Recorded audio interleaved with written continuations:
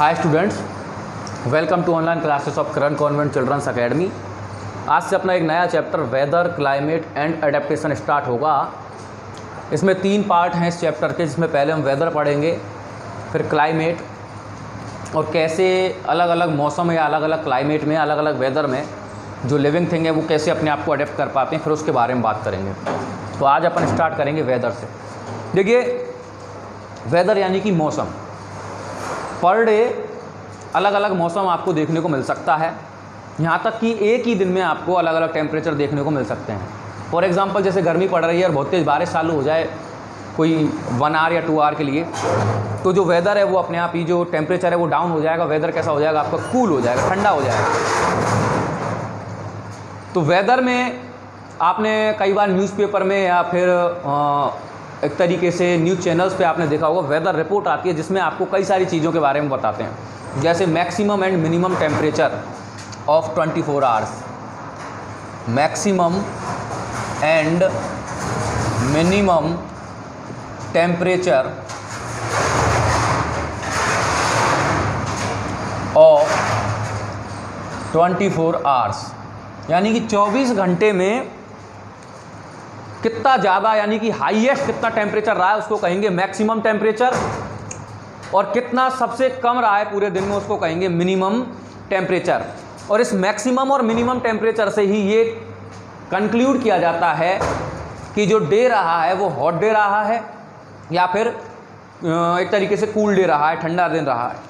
दूसरा, ह्यूमिडिटी और relative humidity एक ही बात है, तो आप यहाँ पे लिखेंगे खाली ह्यूमिडिटी। थर्ड आपको वहाँ मिलेगा उस रिपोर्ट में, ह्यूमिडिटी का मतलब है आर्द्रता, यानी कि एयर में कितना वाटर वेपर है। ज़्यादातर गर्मियों के बाद या बारिश के टाइम में ही ये ह्यूमिडिटी ज़्यादा रहती है, सर्दियों में ह्यूमिडिटी रहती ही नहीं है। तीसरा है रेनफॉल, बारिश कितना ज़्यादा रहा है एक जगह का।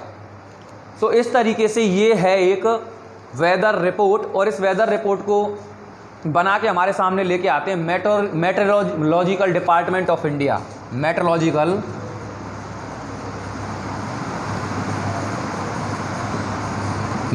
Department of India.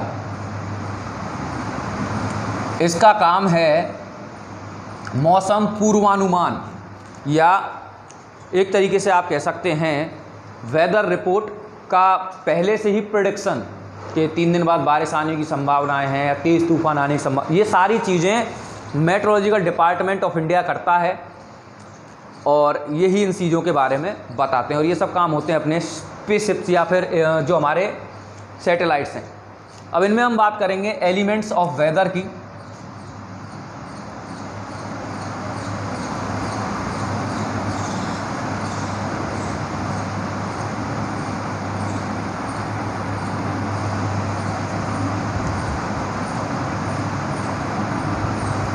एलिमेंट्स क्या है वेदर के? कई सारे एलिमेंट है, जिसमें पहले हम बात करेंगे टेम्परेचर।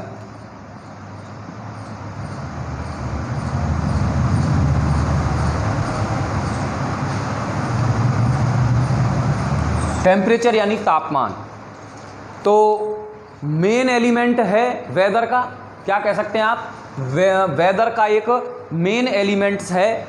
इसी से पता चलेगा कि मौसम ठंडा रहा है या गर्म रहा। जितना टेम्परेचर लो रहेगा उतना ही ठंडा मौसम है, और जितना टेम्परेचर हाई रहेगा उतना ही गर्म दिन या मौसम आप कह सकते हैं। और एक और बात, 24 आवर्स में लगातार ये बदलते रहता है, एक पर्टिकुलर या फिर निश्चित टेम्परेचर कभी भी नहीं रहता।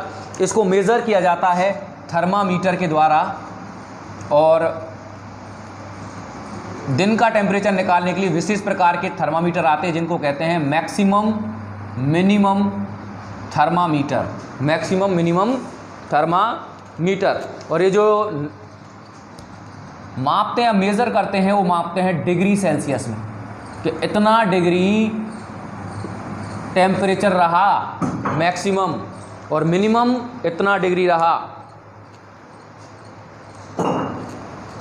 ये है टेम्परेचर की बात। और टेम्परेचर जो है, जब सन बिल्कुल सीधा हो, बहुत तेज़ निकल रहा हो, तो टेम्परेचर ज़्यादा रहेगा।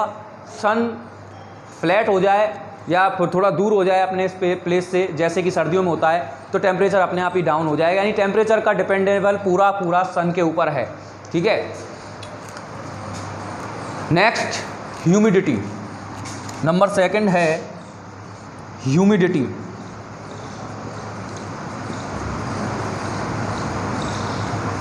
यानी आर्द्रता यानी अमाउंट ऑफ वाटर वेपर